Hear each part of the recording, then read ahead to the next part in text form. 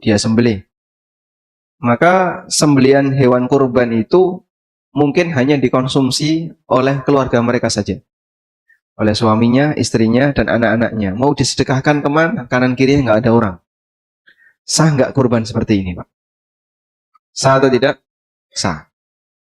Karena ibadah kurban itu selesai sampai menyembelih. Begitu sudah disembelih, berarti dia sudah berkurban. Karena itulah jamaah yang dimuliakan Allah, batasan larangan tidak boleh potong kuku, tidak boleh potong kumis, tidak boleh potong rambut, itu sampai kapan? Sampai menyembelih. Begitu sudah menyembelih, maka larangan dilarang potong kuku, dilarang potong rambut, sudah tidak berlaku. Sehingga mereka silahkan potong kuku. Sementara untuk distribusi, di sini ada perintah dari Al-Quran. Perintah dari Al-Quran terkait pemanfaatan.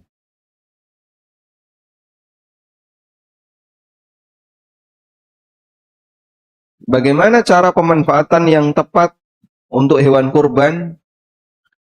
Di situ ada perintah dalam Al-Quran. Fakulu minha wa at'imu. Silahkan kalian makan hasil dari hewan kurban itu dan berikan makanan kepada yang lain. Coba kita baca ayatnya. Ada 2 ayat dalam Al-Quran. Ada di surat Al-Hajj ayat 28 dan di Al-Hajj ayat 36. Dua-duanya menyebutkan tentang bagaimana cara pemanfaatan hewan kurban. Kita buka di Al-Hajj ayat 28. Nah, tulis di sini ya. Di Quran surat Al-Hajj ayat berapa tadi, Pak? 28 dan 36. Sekarang kita buka ayat 28. Liyashhadu manafi'a lahum wa yadhkuru ismallahi fi ayyamin ma'lumatin 'ala ma razaqahum min bahimatil an'am. Fakulu minha wa at'imul ba'isal faqir. Liyashhadu manafi'a lahum. Agar dalam kegiatan haji itu mereka bisa menyaksikan aneka manfaat yang akan mereka dapatkan. Wa yadhkuru ismallahi fi ayyamin ma'lumat. Dan agar mereka banyak menyebut nama Allah, banyak berzikir kepada Allah fi ayyamin ma'lumat, di hari-hari yang telah diketahui. Yang dimaksud di sini adalah hari kegiatan haji. Kegiatan haji itu dimulai hari apa, Pak? Mulai tanggal berapa? Ya? 9. Kalau 8-nya ini anjuran, tarwiyah. 9, 10, 11, 12, 13. Kalau mau nafar tsani, maka dari hari Arafah sampai selesai hari tasyrik. Yang ini dianjurkan untuk memperbanyak takbiran. Makanya kalimatnya wa yadhkuru ismallahi fi ayyamin ma'lumat, agar mereka banyak menyebut nama Allah di hari-hari yang sudah diketahui, maksudnya mulai Arafah sampai hari tasyrik. Dianjurkan untuk memperbanyak apa? Takbiran. Meskipun takbiran itu sudah dimulai sejak tanggal 1. Jadi sekarang jenengan sudah boleh takbiran. Nanti ketika bubar pengajian sambil takbiran, ketika di jalan, ketika di kendaraan, itu sudah boleh untuk dilakukan. Allahu Akbar, Allahu Akbar, Allahu Akbar. La ilaha illallah, wallahu akbar, Allahu akbar walillahil hamd. Dibaca berulang-ulang sebagaimana takbiran ketika Idul Fitri atau Idul Adha. Ala ma razaqahum min bahimatil an'am, terhadap apa yang Allah rizkikan kepada mereka berupa binatang ternak. Fakulu minha, maka makanlah darinya, wa at'imul ba'isal faqir, dan berikan kepada orang yang tidak mampu, yang fakir. Berarti di sini ada 2 perintah dalam penyaluran kurban. Apa, Pak? Suruh makan. Yang kedua, suruh bagikan kepada orang miskin. Maka di ayat 28 di situ terdapat perintah Ayat 28 ada perintah makan dan sedekahkan. Baik. Sekarang kita coba lihat ayat 36. Allah Subhanahu wa taala berfirman di ayat 36 dari surat Al-Hajj. Wal budna ja'alnaha lakum min sya'airillah lakum fiha khair fadhkuru ismallahi 'alaiha shawaf فَإِذَا وَجَبَتْ جُنُوبُهَا فَكُلُوا مِنْهَا وَأَطْعِمُوا الْقَانِعَ وَالْمُعْتَرَ. Dan onta-onta al-budna ja'alnaha lakum, kami jadikan onta itu sebagai bagian dari syiar agama Allah untuk kalian. Lakum fiha khair, kalian bisa mendapatkan aneka kebaikan di sana. Fadhkuru ismallahi 'alaiha shawaf, maka sebutlah nama Allah ketika menyembelih onta itu sambil berdiri.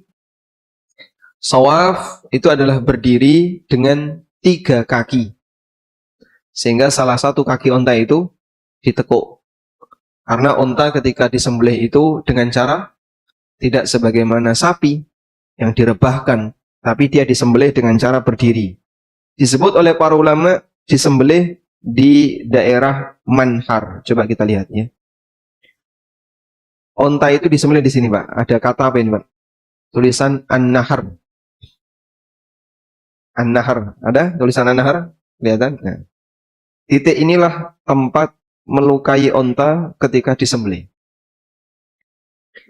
Dan onta ketika disembelih itu kakinya dilipat satu. Salah satu kaki depan, kaki yang depan diikat satu. Yang nyembelih datang dari depan. Sehingga ketika kaki depannya diikat satu, maka onta ini tidak bisa nendang. Kalau nendang kan jatuh dia. Karena kakinya tinggal, yang depan tinggal satu. Karena onta itu yang aktif depannya. Onta itu yang aktif depannya. Beda dengan sapi, kuda, dan seterusnya. Sapi kalau nyepak kemana? Samping. Ya. Kaki belakang nyepak ke samping. Maka jangan dekati sapi dari samping. Kalau kuda, nyepaknya kemana? Ke belakang. Sehingga jangan dekati kuda dari belakang. Kalau kambing, nyeruduk, maka jangan dekati dari depan. Onta itu nendang. Sehingga orang ketika mengendalikan onta, itu yang dikendalikan kaki depan. Saya pernah melihat ada orang yang ada onta yang kaki depannya itu diikat.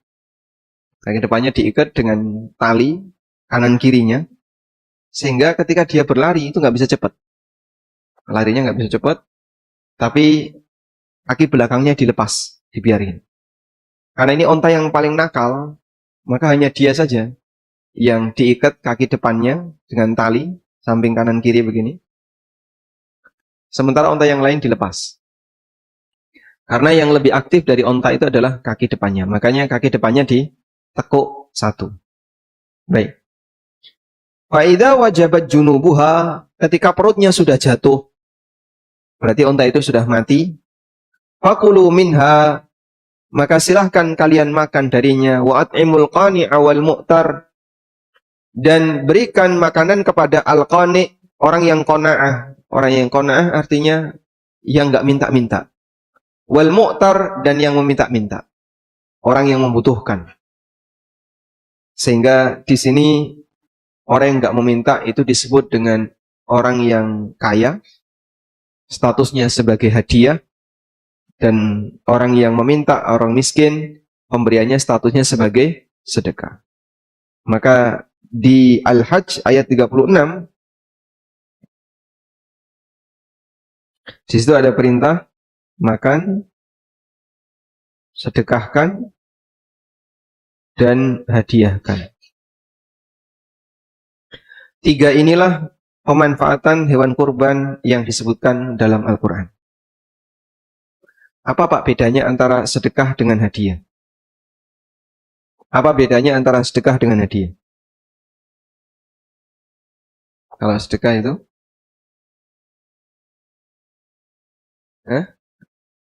Untuk wali murid. Kalau sedekah itu gimana?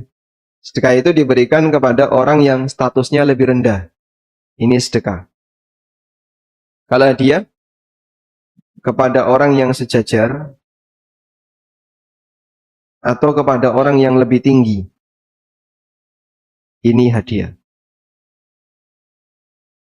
Makanya Nabi SAW tidak boleh menerima sedekah. Kenapa?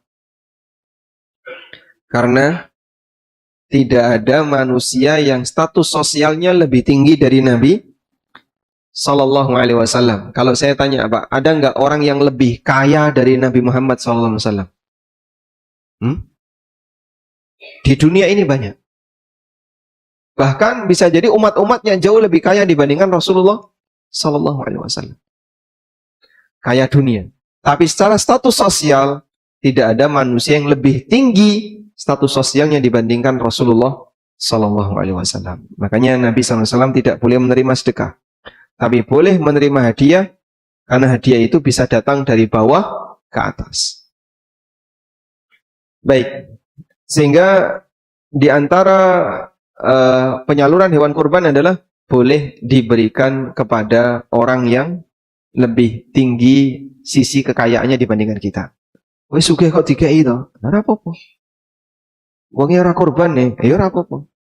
Nah, dari sini kita bisa memahami, hadiah itu boleh untuk non-muslim. Sehingga Anda ketika ngasih hadiah kepada non-muslim, hukumnya diperbolehkan, maka hewan kurban boleh diberikan kepada non-muslim. Aturannya beda dengan zakat. Kalau zakat diberikan kepada non-muslim, tidak boleh, kecuali mu'alaf. Tapi kalau sedekah, kalau hewan kurban, hasil kurban diberikan kepada non-muslim, hukumnya boleh. Dan nanti statusnya sebagai hadiah. Kecuali kalau ada dampak buruk misalnya. Itu nek dikai daging kurban mas, ora gelemangan. Dikano kiri Dan kita punya bukti. Oh iya, dikasihkan kiri, dia nggak mau makan. Anti dengan yang kayak gini. Kalau kita punya bukti seperti itu, ya sudah, nggak usah dikasih daging kurban, kasih saja arem-arem. Ya. Nah, insya Allah dimakan. Baik, sekarang coba kita lihat ini. Yang pertama, bolehkah menggaji jagal dengan kulit kurban? Ali bin Abi Thalib radhiyallahu anhu mengatakan, amarani Rasulullah sallallahu alaihi wasallam an aquma ala budnihi wa an atasaddaqa bilahmiha wa juludiha wa ajillatiha wa alla u'tiyal jazzar minha qala nahnu nu'tihi min indina. Kata Ali bin Abi Thalib, Rasulullah sallallahu alaihi wasallam memerintahkanku untuk mengurusi onta-onta beliau, yaitu onta kurban. Dan agar aku mensedekahkan dagingnya, kulitnya, dan ajillahnya. Ajillah itu semua aksesoris yang nempel di binatang. Kalau di onta, itu ada banyak aksesoris. Mulai dari tali kekang, terus taplak yang nutupi punggung. Sebelum dipakai untuk dikasih pelana, itu dikasih apa? Taplak dulu. Kemudian aneka tali-tali yang ada di badannya. Itu namanya ajillah. Dan ajillah ini ada harganya. Kalau bahasa kita ya, teluh sapi. Dulu kan nek ndek sapi pedet, wis rada gede, arep dikeluhi, tuku tampar keluh. Beli ya Pak ya. Ada harganya dulu. Sekarang sudah jarang yang kayak gini. Mungkin anak-anak kita generasi bawahnya nggak kenal apa yang jenenge keluh sapi ini. Saya masih ingat dulu disuruh belikan tali untuk keluh sapi. Ternyata ada khusus, ada yang jual. Jadi ajilah ini tidak boleh dijadikan sebagai upah. Sehingga misalnya ya tak sembelih no, tapi nanti iki tak cukup dibayar iki wae apa-apa. Itu tidak boleh. Wa alla u'tiyal jazzara minha, dan aku dilarang untuk memberikan upah jagal minha, dari onta kurban itu. Qala, Ali mengatakan, nahnu nu'tihi min indina, kami memberikan upah dari uang pribadi. Ini yang benar, Pak. Maka dalam penyembelihan hewan kurban tidak boleh ada upah yang diambilkan dari hasil kurban. Dan ini jadi tradisi dan budaya di sebagian tempat. Saya yang di Lamongan ya, dulu itu ada tradisi kayak gini. Nyembelih sapi atau nyembelih kambing itu nggak dibayar pakai duit. Tapi disuruh bawa lulang plus kepala. Sehingga nyembelihnya gratis. Tapi dibayar pakai lulang. Hukumnya apa ini? Nggak boleh. Baik. Sehingga tidak boleh ada kerja yang diupah dengan hasil kurban. Ini kaidahnya. Tidak boleh ada kerja yang diupah dengan hasil kurban. Berarti Pak, sekarang coba kita lihat ya. Panitia gelem dadi panitia nek dikai sak kresek. Lah aku nyambut gawe kok ora dikai. Sehingga ada jatah khusus sebagai panitia karena dia turut serta dalam mengelola kurban. Kira-kira kalau kayak gini boleh atau tidak, Pak? Ada ini, Pak ya. Dalam satu rumah ada 5 orang. Suami, istri, anak 3. Anak yang pertama kuliah, anak kedua SMA, anak ketiga SMP. Ya, bapaknya ketua takmir, ibunya ketua PKK. Anaknya ketua pemuda. Ya, Karang Taruna. Begitu kurban, melu kabeh. Maka saat mereka pulang, mereka membawa jatah. 1 sebagai warga, dapat 1 bungkus. 5 sebagai panitia, jadi 6. Ya. 1 lagi sebagai ketua takmir, itu. Kemudian sumbangan untuk ibu PKK, 8. Lalu pemuda, ketua muda, entuk 9. Gowo mulai 9 kresek. Ada kayak gini, Pak? Boleh nggak kayak gini, Pak? Nggak boleh. 9 kantong ini, Pak, atau 8 ya? Enggak 8. Itu wedhus siji dhewe, Pak. Wedhus siji gowo mulai. Boleh kayak gini, Pak? Ada seperti ini? Ada. Jadi ada orang dalam satu keluarga, itu bisa jadi dia bawa paling banyak. Sementara mungkin di satu kampung ada rondo, anak 5 cilik kabeh. Akhirnya karena dia harus ngasuh anaknya, nggak bisa datang ke masjid. Maka dia tidak terlibat. Mung dikai sak kresek. Sudah? Inilah keadilan warga negara kita. Yang kayak gini sistem yang terjadi di negara kita. Dan kalau ketika seperti ini dielengno, Pak. Sing dadi panitia gak terima. Entuk apa aku dadi panitia nek ra entuk nggawa sak kresek. Sampai ada jatah khusus karena rumangsa wis nyambut gawe. Padahal kan biasanya kalau udah di sana ya kadang ada yang mau lunggah-lunggah karo udut. Jadi pengawas umum ya. Keliling dari satu tempat ke tempat yang lain. Paling-paling nek pas ngerobohno sapi ya melu-melu nyekeli tampar ya. Tapi nanti pulang bawa 1 kresek. Ada kayak gitu, Pak.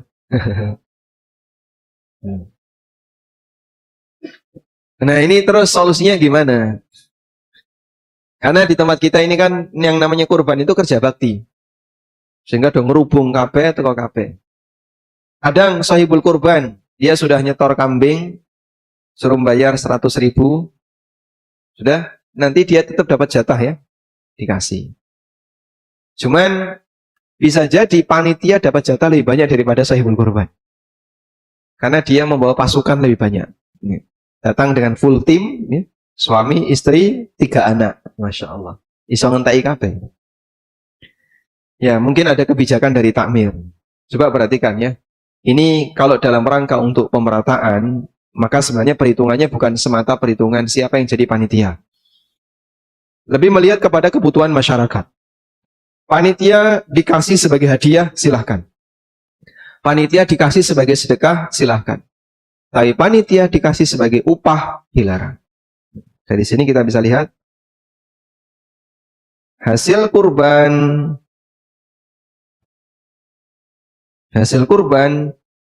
bisa sebagai sedekah, bisa sebagai hadiah, tapi tidak boleh sebagai upah. Nah, ini yang penting. Sudah? Jadi catatan terakhir ini, hasil kurban bisa sebagai sedekah, bisa sebagai hadiah, tapi tidak boleh sebagai upah. Ini tidak boleh.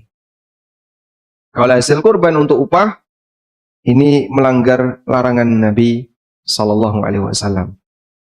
Maka dari sini kita bisa lihat kerja jagal plus panitia. Nah, kerja jagal plus panitia diupah boleh atau tidak? Kerja jagal atau panitia diupah boleh tidak? Boleh, tapi tidak boleh dengan menggunakan hasil kurban. Diupah dengan selain hasil kurban. Selain hasil kurban itu apa, Mas? Ya banyak. Uang bisa, atau ya mangan bisa. Sudah, nanti ada makanan. Snack-snack bisa. Atau yang lainnya. Yang penting selain hasil kurban. Sudah? Sehingga jagal plus panitia boleh diberi hasil kurban sebagai apa? Hadiah atau sebagai hadiah atau sedekah. Jagal dan panitia boleh diberi hasil kurban sebagai hadiah atau sedekah. Tapi tidak boleh diberi hasil kurban sebagai upah. Nah, kata kuncinya di situ. Monggo mangke jenengan ngecakke pripun. Silakan nanti diatur bagaimana para panitia takmir buat kebijakan bahwa panitia dilarang menerima upah dari hasil kurban, tapi boleh menerima hasil kurban sebagai hadiah atau sedekah. Bedanya apa, Pak? Antara upah dengan hadiah. Bedanya apa antara upah dengan hadiah? Kalau upah ditentukan jumlahnya. Yang kedua, niat. Upah itu sifatnya mengikat. Jadi nek gak dikai boleh minta. Kalau nggak dikasih boleh minta, itu upah. Aku ora dikai apa-apa ya, njaluk. Boleh minta. Nek gak dikai piye? Ya wani ngantem. Oh, jangan ya, masa ngejak berantem ya. Ya. Intinya ketika upah itu diberikan maka sifatnya itu lazim. Sifatnya sebagai bayaran yang itu adalah keharusan untuk diberikan. Jika tidak dikasih dia boleh minta. Beda dengan sedekah atau hadiah. Hadiah atau sedekah nggak dikasih, dia tidak punya hak untuk nuntut. Kok aku gak dikai? Ini kan cuma hadiah. Kowe dikai ora apa-apa nggak hadiah. Terserah yang punya binatang. Sehingga untuk hadiah, orang ketika nggak dikasih, dia tidak punya hak untuk apa? Nuntut. Beda dengan upah, kalau nggak dikasih, punya hak untuk nuntut. Kita tulis di sini ya. Beda hadiah dengan upah. Kalau hadiah bersifat tidak mengikat. Tidak mengikat artinya apa?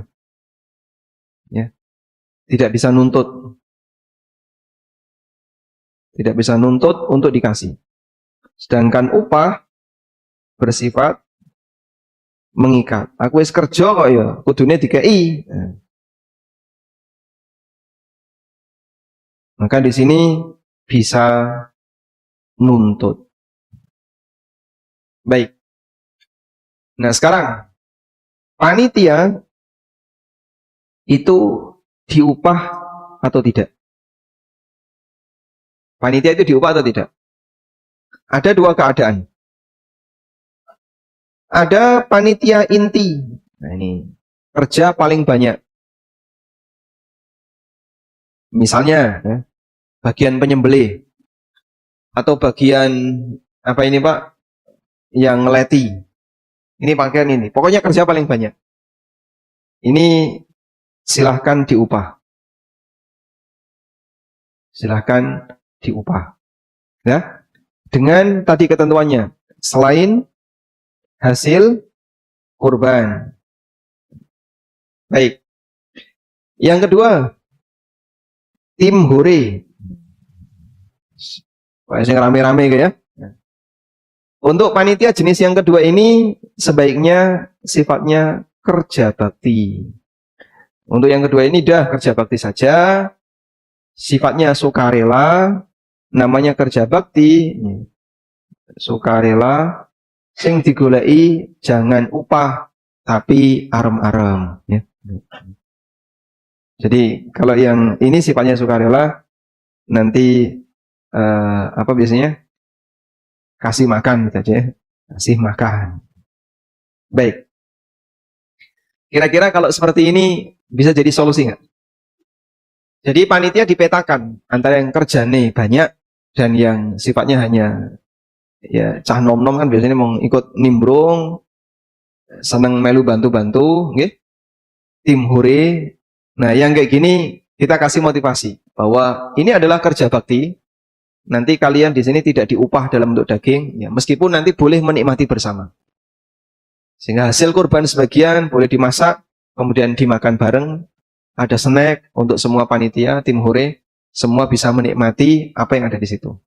Sama seperti ketika orang kerja bakti resik-resik kampung. Pemuda kerja bakti ngersii kuburan, itu jadi bayar nggak Pak? Biasanya tidak. Bisa sebenarnya mereka. Berarti sebenarnya panitia kurban ketika mereka dikasih pengertian ini kerja bakti, mereka itu bisa memahami. Berarti di sini kita tidak boleh nyari bayaran. Apalagi sing digoleki daging kurban sebagai ganti dari bayaran. Maka nggak ada ceritanya ketika dalam satu rumah keluar 5, mulai nggawa 5 kresek digawa kabeh. Bukan demikian. Karena nanti justru ini akan, Masya Allah ya, menimbulkan kecemburuan sosial.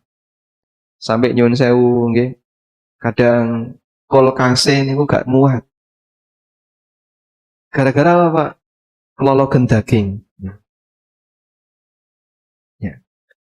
Kita kasih motivasi kepada mereka bahwa kerja Anda di sini adalah sebagai kerja bakti, bukan untuk nyari upah. Nah, di sini Pak ada sisi bahaya yang perlu untuk dihindari. Larangan menjual hasil kurban. Rasulullah Shallallahu Alaihi Wasallam memberikan ancaman orang yang menjual kulit kemudian uangnya dimanfaatkan pribadi. Ini bisa membatalkan pahala kurbannya. Beliau mengatakan, "Man ba'a jilda udhiyatihi fala udhiyatalahu." Siapa yang menjual kulit hewan kurban, maka tidak ada kurban baginya, alias kurbannya batal. Menjual kulit hewan kurban, kurbannya batal. Menjual hasil kurban. Ini ancamannya apa tadi?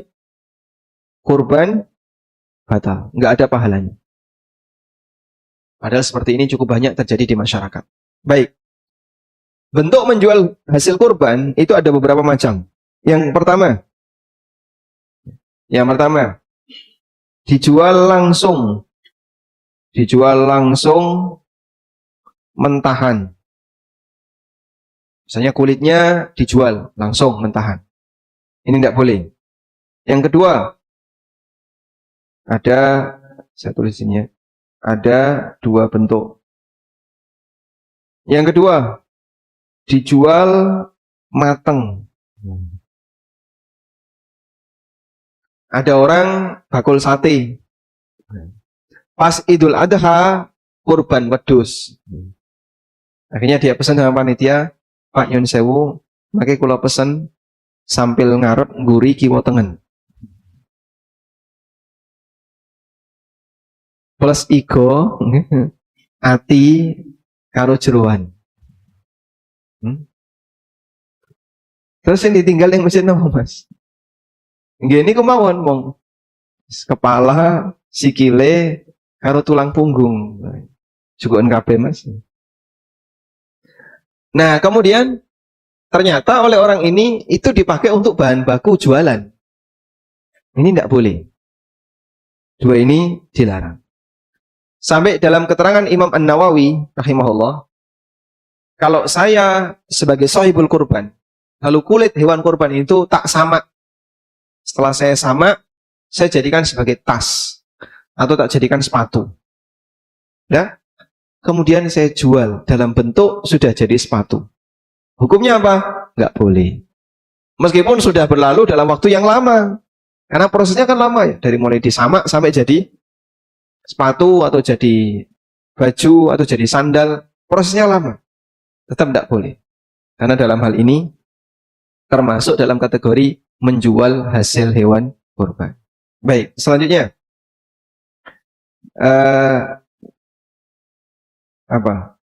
Ada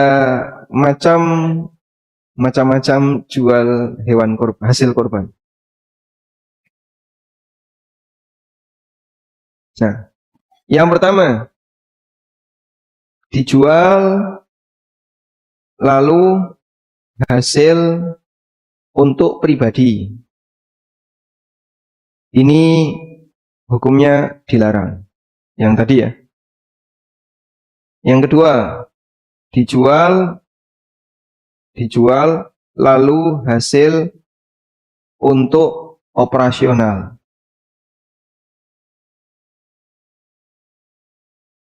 Ini misalnya panitia jagal harus dibayar. Ya wis itu kulitnya didolen nih. Untuk duit piro kayak no mereka. Atau dipakai untuk biaya operasional. Ini nanti butuh ini loh ya. Butuh biaya pengadaan kresek. Kemudian apa lagi? Tenda, ya, pisau dan seterusnya. Akhirnya oleh panitia kulitnya dijual.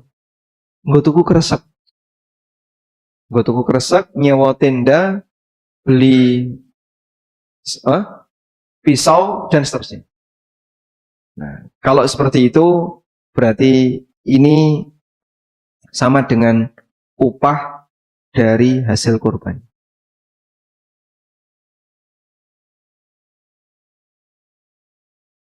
Termasuk membayari jagal dan seterusnya. Dan ini dilarang, hukumnya dilarang. Ini dilarang. Ya, yang ketiga, dijual lalu hasil disedekahkan. Untuk yang ketiga ini ada dua pendapat. Misalnya ya, kulit sapi, kulit kambing kumpul no kabeh, terus bakul teko. Akhirnya tawar-menawar, deal di harga sekian. Wes Pak, bayar ya. Langsung uangnya diserahkan ke fakir miskin atau ke siapapun yang butuhkan. Ini ada dua pendapat. Pendapat pertama, boleh. Dan ini pendapat Ibnu Umar. Dan ini dibolehkan oleh Imam Ahmad. Pendapat kedua, tidak boleh. Karena sudah menjual sebelum disedekahkan. Sehingga tidak boleh yang seperti ini. Baik. Dan wallahu ta'ala alam, kalau misalnya terpaksa takmir harus melakukan seperti ini, maka Anda bisa mengikuti pendapat Ibnu Umar. yang membolehkan jual lalu hasilnya disedekahkan. Nah sekarang boleh nggak hasilnya untuk nutupi operasional takmir? Nggak boleh. Itu sama seperti nomor 2. Nomor 2 ini nggak boleh ya. Misalnya, biasanya kan kalau korban nanti harus pasang deklit, terus pasang terpal. Modal pertama dari kas takmir. Kemudian nanti kas takmir itu digantikan oleh panitia korban kalau sudah terjual hasil kulitnya. Kulit, kaki-kaki dijual semua. Dapat uang, dipakai nutupi kas takmir. Ya ini sama seperti nomor 2. Berarti ada pemanfaatan hewan kurban yang digunakan untuk biaya jasa atau biaya operasional. Dan itu tidak diperbolehkan. Baik. Lah terus Pak, untuk pengadaan-pengadaan seperti itu dari mana? Ya bisa dari sahibul kurban, tapi kalau sekiranya keberatan, sebaiknya itu diambilkan dari iuran warga. Kita jadikan ini sebagai agenda bersama, kayak Idul Fitri, Idul Adha itu ya. Sehingga biaya operasional itu diambilkan dari iuran warga. Seperti 17-an, kan? Biasanya pemuda itu keliling. Ngapain Pak keliling? Jimpitan ya. 100.000, 200.000 jimpitan kalau 17-an kan gede ya. Sehingga dia ngambil 100.000, 200.000 dikumpulkan, nanti dipakai untuk kegiatan masyarakat. Nah, kurban juga bisa seperti itu. Sehingga kami sarankan di sini ya. Ini sekaligus sebagai tambahan. Biaya operasional. Sumbernya dari mana? Sumber dari mana? Pertama, tidak boleh diambil dari hasil kurban. Biaya operasional tidak boleh diambil dari hasil kurban. Contohnya kayak tadi, kulit dijual lalu dipakai untuk menutupi biaya operasional. Ini tidak boleh. Yang kedua, tidak boleh diambil dari kas masjid. Ini tidak boleh, ini pelanggaran. Termasuk sikap tidak amanah dari takmir adalah menggunakan kas masjid untuk operasional kurban. Kok bisa Pak? Ini umum loh Pak, rata-rata kayak gini. Tidak boleh. Kenapa tidak boleh? Karena kas masjid itu kan infak dari siapa? Jamaah. Pas Jumatan atau pas sholat 5 waktu. Dan itu ikrarnya, akadnya adalah untuk operasional masjid. Maka kalau takmir menggunakan itu untuk kegiatan di luar operasional masjid, pelanggaran. Dan kurban itu bukan bagian dari operasional masjid. Makanya tidak boleh menggunakan kas masjid untuk operasional kurban. Lalu yang ketiga, boleh dari uang pribadi, boleh dari uang pribadi siapa? Sahibul kurban. Pak, tapi yang mesaknya Pak, banyak sekali nanti kebutuhannya. Terlalu tinggi biayanya. Baik. Yang keempat, boleh dari iuran warga. Nah, 2 inilah yang saya sarankan. Jadikan ini sebagai solusi agar duit takmir nggak dipakai untuk korban. Karena kan kita jarang yang kayak gini. Korban kok iuran dari warga. Karena kebutuhannya besar. Ini kan anggap saja sebagai kegiatan kampung. Sama seperti sholat Id, sama seperti ketika 17-an, iuran warga nggak ada yang nolak. Kita buat korban seperti itu. Butuh deklit, butuh terpal, butuh plastik, butuh pisau, butuh ini, butuh ini. Nah ini semuanya nanti akan jadi jadi fasilitas untuk kurban. Terus inventaris takmir. Setiap tahun keluar, nanti disimpan lagi, diresi'i disimpan. Tahun depan keluar lagi, diresi'i disimpan lagi. Dengan demikian, maka inventaris ini berlaku sepanjang masa. Selama tidak rusak. Wallahu a'lam. Walhamdulillahirabbil alamin.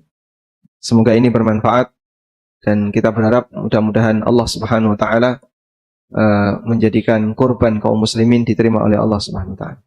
Nah.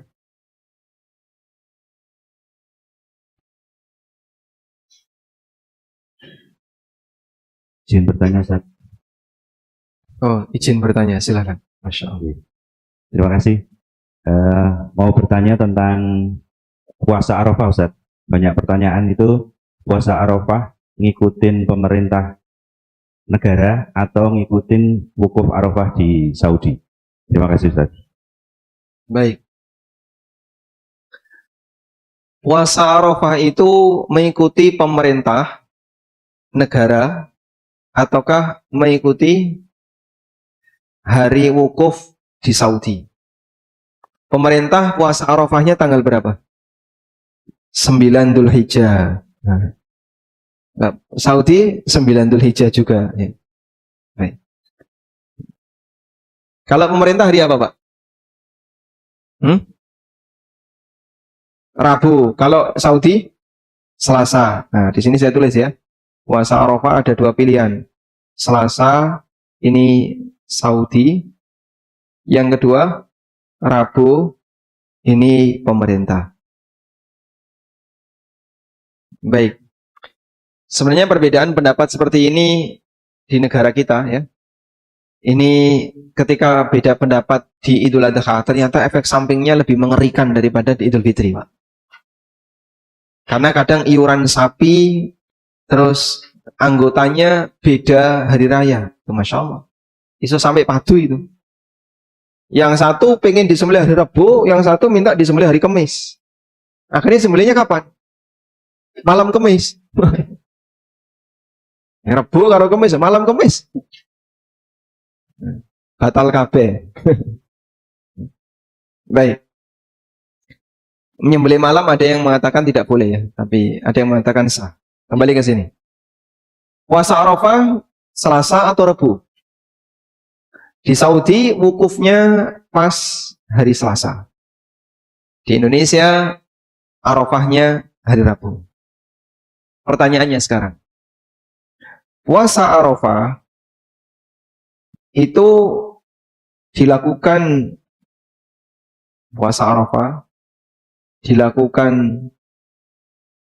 karena menepati wukuf ataukah karena tanggal 9 Dzulhijjah? Baik. Yang lebih tepat yang mana? Puasa Arafah itu karena wukufnya atau karena 9 Dzulhijjahnya? Sebentar dulu sih. Yang menjawab puasa Arafah karena wukuf, yang jawab nomor 1 angkat tangan. Wah. Baik, cuma ada beberapa pendapat ya. Yang menjawab karena tanggal 9 angkat tangan. Wah, jumhur. Jumhur berpendapat karena tanggal 9. Baik. Memang ada 2 pendapat dalam hal ini. Dalam hal ini ada 2 pendapat. Pendapat pertama mengatakan bahwa puasa Arafah itu dilakukan karena menepati wukuf. Sehingga kapan wukuf itu dilakukan, di hari itulah dilaksanakan puasa Arafah. Meskipun beda tanggal antara negara kita dengan negara selain atau dengan di negara yang di Saudi. Ya.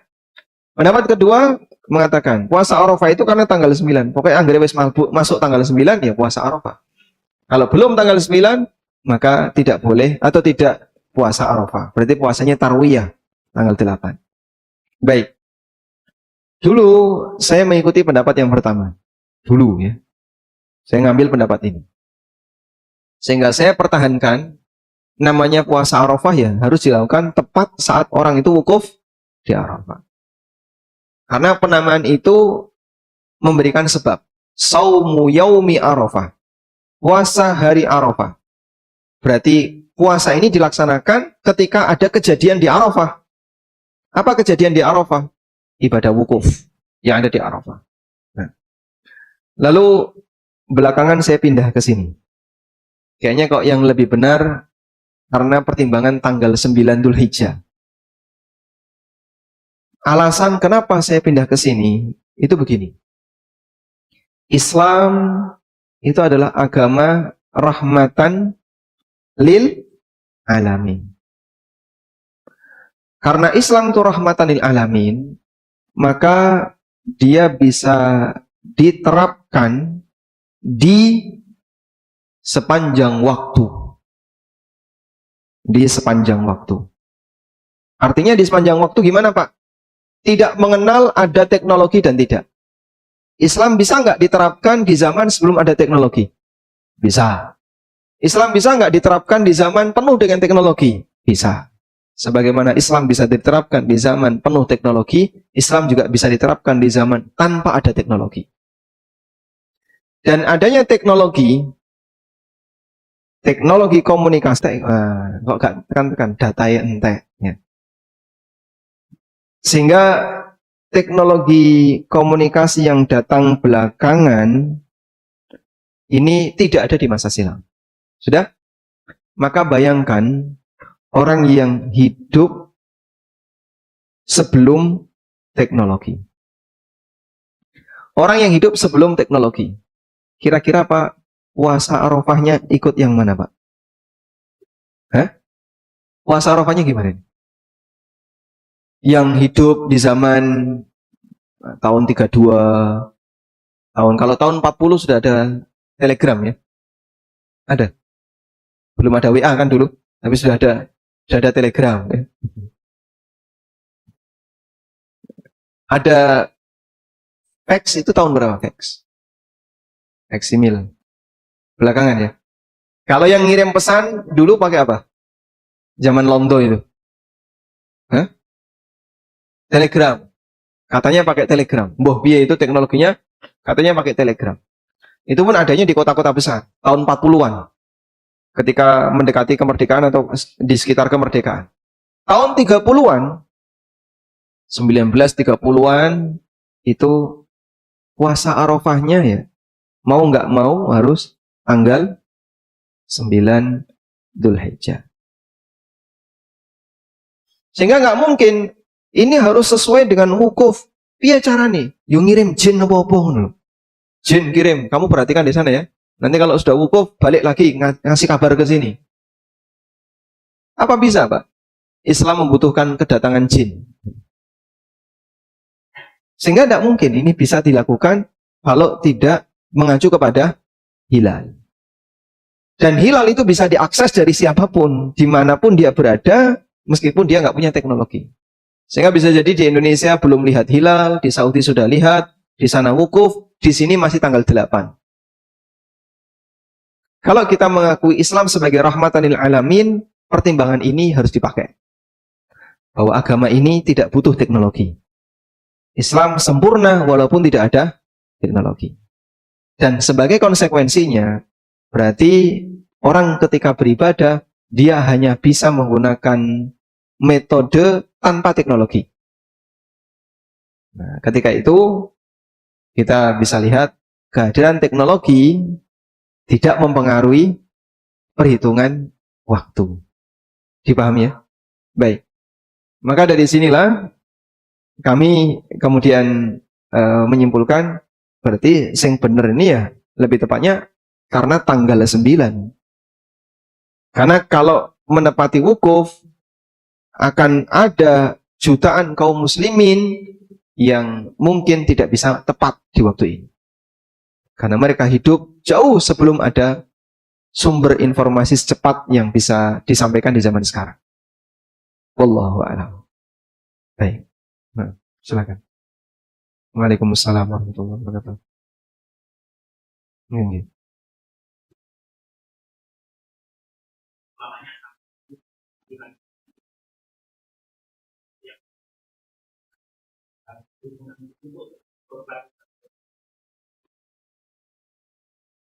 Oh, baik.